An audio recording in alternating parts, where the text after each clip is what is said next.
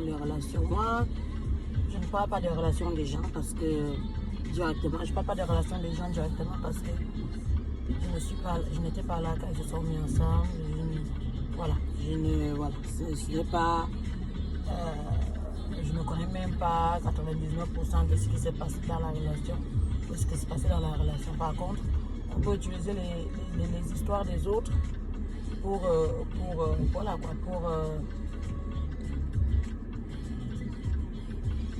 apprendre. Utiliser les histoires des autres pour apprendre. C'est vraiment très important parce que nous les femmes souvent et tout on est un peu, vous savez, une femme quand elle rentre dans une relation, elle rentre vraiment quand une femme elle est sincère dans une relation, elle rentre avec tout, la tête, tout, ses organes, sa tête, ce qui est là physiquement, ce qui est là spirituellement, elle rentre avec tout. Et c'est pour ça que c'est souvent compliqué quand la relation se termine.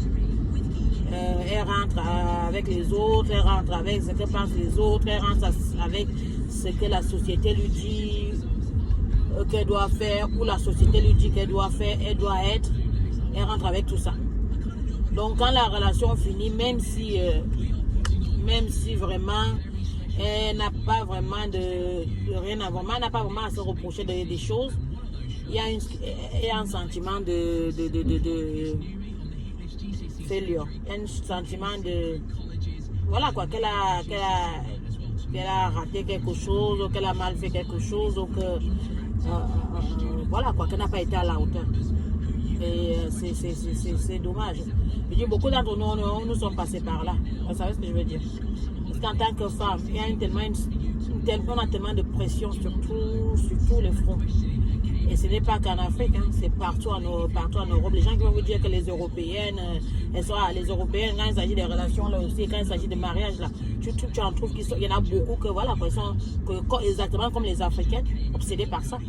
Que pour elles doivent être mariées, pour elles, le mariage va déterminer qui elles sont. Pour elles doivent être dans une relation. Si elles ne sont pas dans une relation, il y a un sentiment comment dire, sentiment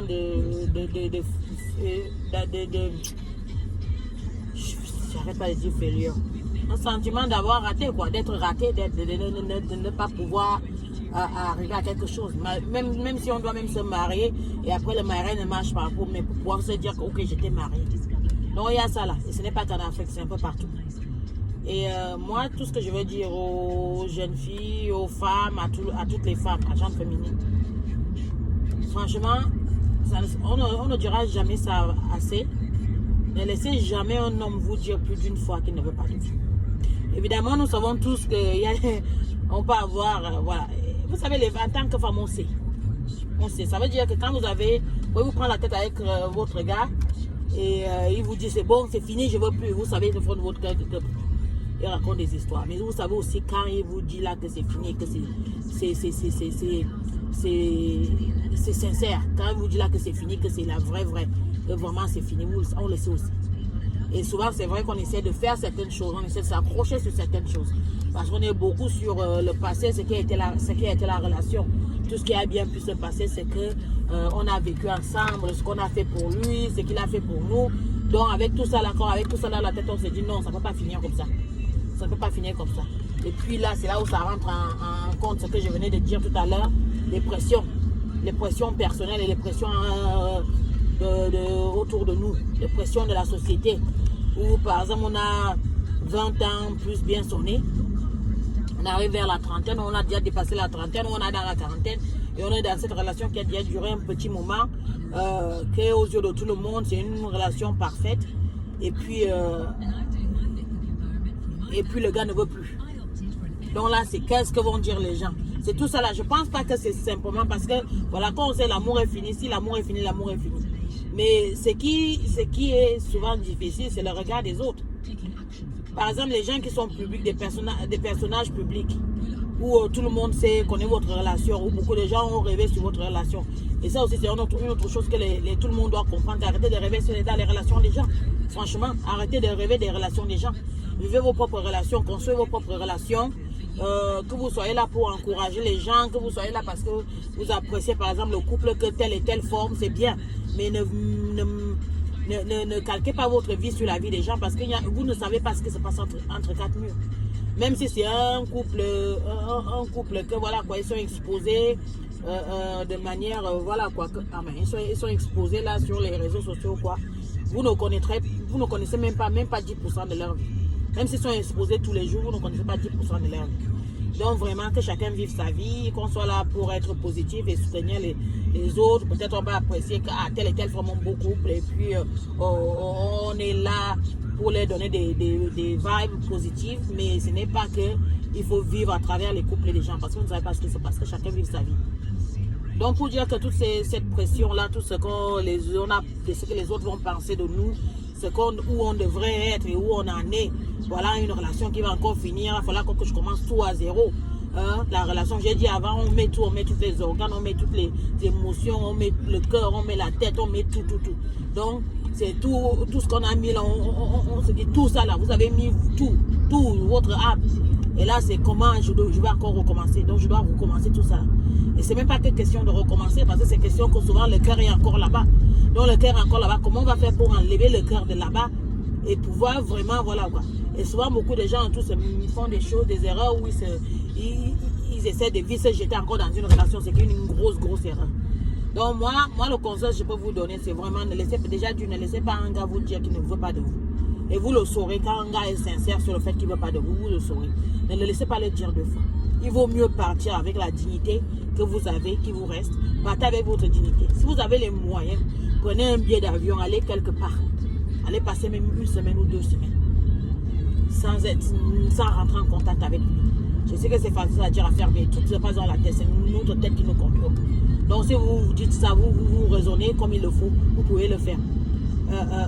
Allez, coupez les ponts et allez voir ailleurs, allez sentir les nouvelles fashions. Ne vous jetez pas dans une autre relation parce que ça ne sert à rien. Vous mentez à vous-même et voilà. Ça ne sert à rien, ce n'est même pas ça le but. Ce n'est pas ça le but. Le but c'est voilà quoi, de guérir, d'évaluer la relation dans laquelle vous étiez, ce qui s'est passé, pourquoi c'est terminé, comment ça s'est terminé. Et comme ça vous pouvez faire mieux pour la prochaine relation. Vous savez, comme je dis, c'est le fait qu'on met, je dis pas, la violence n'est jamais une bonne chose. Que ce soit la violence faite aux femmes ou la violence faite aux hommes, ce n'est jamais une bonne chose. Mais malheureusement, souvent et tout, quand il y a toute cette pression-là, quand on a toute cette colère-là, toute cette frustration-là, je reste avec ce gars-là, tout ce temps-là, je pensais qu'on allait arriver là, on n'est pas arrivé là. Donc ça ne résout pas la violence. Et pourtant, la violence, ça rend les choses pires. Ça rend les choses pires. Et en plus de ça aussi, un autre truc, si vous restez alors que le gars ne veut plus de vous, et vous continuez à insister, vous continuez à vouloir faire partir de sa vie, alors vous allez perdre tout le petit mystère qui est resté, toute votre valeur, toute votre dignité, tout ça va rester. Il va vous regarder comme si vous étiez même moins que rien. Et ça va rendre les choses encore pires. Et c'est là où même souvent même la violence commence. Parce que vous voyez dans les yeux d'une personne qui vous regardait avant comme si vous étiez son monde. Maintenant qui vous regarde comme si vous n'étiez rien. Ça fait extrêmement mal. Ça peut faire extrêmement mal. C'est pour ça qu'il faut partir avant que ça n'arrive là. C'est pour ça, quitte à que laisse dire que voilà quoi, peut-être que lui n'était pas 100%, mais vous l'avez pris au sérieux. Il vaut mieux revenir après qu'il revienne et que voilà qu'à vous recommencer ou j'en sais rien. Plutôt que de rester là jusqu'à ce que tout soit complètement détruit. Ça veut dire tout ce que vous aviez, des bonnes choses, tout soit détruit, que vous détruisez tout. Que maintenant, quand on va penser à vous, on va penser qu'au négatif, on ne va même pas vouloir penser aux choses positives que vous aviez quand même construites ensemble. Et un autre truc aussi que nous, les femmes, nous aimons faire. Souvent, et tout même quand tu sais que la relation, elle est bizarre. Si à ce moment-là, le gars a des problèmes, on se jette dessus parce qu'on se dit que oui, comme il a des problèmes, ça va nous permettre de nous remettre en première ligne. Vous voyez ce que je veux dire? Et donc, effectivement, peut-être que vous allez vous remettre en première ligne.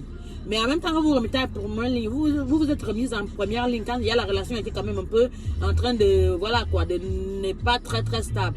Vous êtes mis en première ligne. Donc, vous le savez. Parce que si vous êtes confortable et si vous êtes, si la relation vous rend heureuse, vous n'aurez pas besoin de ramener le passé. Mais quand vous ramenez le passé, on ramène le passé pour deux choses. Soit on ramène le passé pour blesser, soit on ramène le passé pour pour faire le chantage en fait, le chantage affectif. Donc les choses qu'on a, le support qu'on a pu donner à l'autre dans le passé, le fait qu'on a pu être là avec l'autre dans le passé quand il était dans le moment difficile, on ramène ça pour essayer de rappeler à la personne que tu t'es encore j'étais là pour toi. Mais en fait, ça fait l'effet inverse. Ça fait l'effet inverse. Et c'est pour ça, voilà quoi, ça va vous aider quelqu'un parce que vous voulez vraiment l'aider. Mais n'aidez pas quelqu'un avec des motifs, avec des raisons derrière votre tête. Parce que ça ne marchera jamais, il n'y a rien. Tout ce qui est construit sur des bases un peu, voilà quoi, un peu bizarres, là, les bases calculées, là, ça ne tient jamais. Ça ne tient jamais. Donc, si vous voulez vraiment être là pour cette personne-là qui est dans les problèmes, soyez avec cette personne-là parce que voilà quoi, vous voulez être là pour cette personne. Mais ne soyez pas avec la personne parce que vous espérez que ça va un peu, ça va vous remettre en première ligne et ça va aider la relation, ça va vous allez remettre, il se sentira redevable vis-à-vis de vous et donc vous allez vous remettre ensemble. C'est des mauvaises bases, ça ne peut jamais tenir. Parce que comme j'ai dit, la relation n'était déjà pas là. Parce que si vous étiez vraiment ensemble et que les problèmes arrivent, c'est normal. Vous êtes ensemble, il y a de l'amour, l'un ou l'autre a des problèmes, vous allez être là, c'est normal. Mais si vous n'étiez pas plus ensemble, ou alors la relation était déjà devenue un peu bancale et vous profitez de ça là, quand la personne a des problèmes pour vraiment être complètement dans sa vie, pour vraiment vous imposer, pas l'imposer de manière négative, mais vous imposer du genre, je suis là avec toi, c'est moi qui suis là, c'est moi qui te supporte. Pour après, parce que vous voulez utiliser ça pour reprendre la relation, parce que vous voulez utiliser ça pour le tenir émotionnellement, c'est pas bon. C'est vraiment pas bon. Donc, je peux comprendre, vraiment, je suis une femme comme toutes les femmes. On sait comment nous fonctionnons, nous savons comment nous fonctionnons, mais apprenons à ne pas nous imposer. Si quelqu'un ne veut plus de vous, franchement, si vous avez la chance d'avoir un peu de moyens, prenez vos clics et vos claques. Prenez une semaine ou deux, allez quelque part où peut-être même on ne vous connaît pas. Allez vous changer les idées, allez voir d'autres choses, allez permettre de réfléchir, permettre de faire les vides. Et après, revenez. Si vous avez la chance d'avoir une activité ou un truc que vous faites, jetez-vous là-dedans à 100%. N'allez pas vous jeter dans une nouvelle relation, n'allez pas vous jeter dans les trucs, n'allez pas essayer de rendre jaloux. Tout ça là, ça ne marche pas.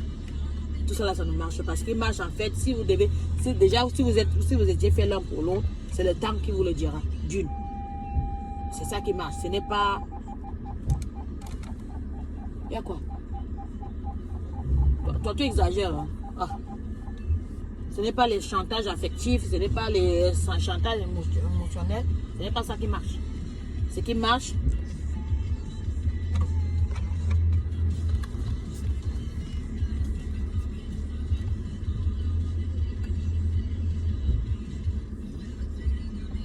c'est mettre la distance. Pas la distance où vous partez, mais vous êtes toujours là à appeler au téléphone à faire ça. Non, la distance, la vraie distance. C'est ça qui marche. Mettez la distance. Vivez votre vie. Essayez de créer, vous créez ce que vous faites. Si vous êtes dans n'importe quel domaine vous êtes.